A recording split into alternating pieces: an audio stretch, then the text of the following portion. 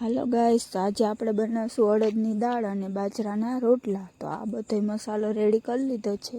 મીઠો લીમડો, જીરું, ટમેટાં, લીલું લસણ અને ઓલવેઝ બેસિક મસાલા. હવે તેલ મૂક્યું, તેમાં રાઈ, જીરું, પછી આપણે થોડીક નાખશું વઘાણી અને સાથે નાખશું મીઠો લીમડો.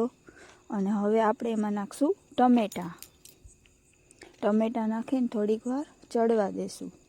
ટમેટાં ચડી જાય એટલે મીઠું, લીલું લસણ, ચટણી, પછી આપણે એમાં નાખશું દાળને હવે થોડીક વાર ચડવા દેશું એટલે આપણી દાળ થઈ જશે રેડી. હવે આપણે બનાવશું બાજરાના રોટલા.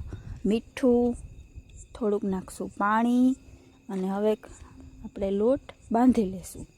લોટ બાંધીને હવે આપણે બનાવશું બાજરાના રોટલા. હા, હું બનાવું છું બાજરાના રોટલા. અને હા, લાઈક, શેર, સબસ્ક્રાઈબ અને કોમેન્ટ જરૂરથી કરજો.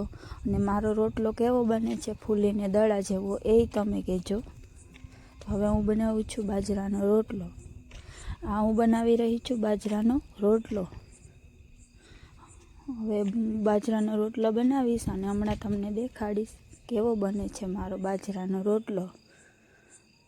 તો જુઓ, હવે મારો બાજરાનો રોટલો બની ગયો છે અને કેવો ફૂલીને દડા જેવો થયો છે. બધાય કોમેન્ટ કરીને કહેજો. લાઈક, શેર, સબસ્ક્રાઈબ જરૂરથી કરજો. બાય.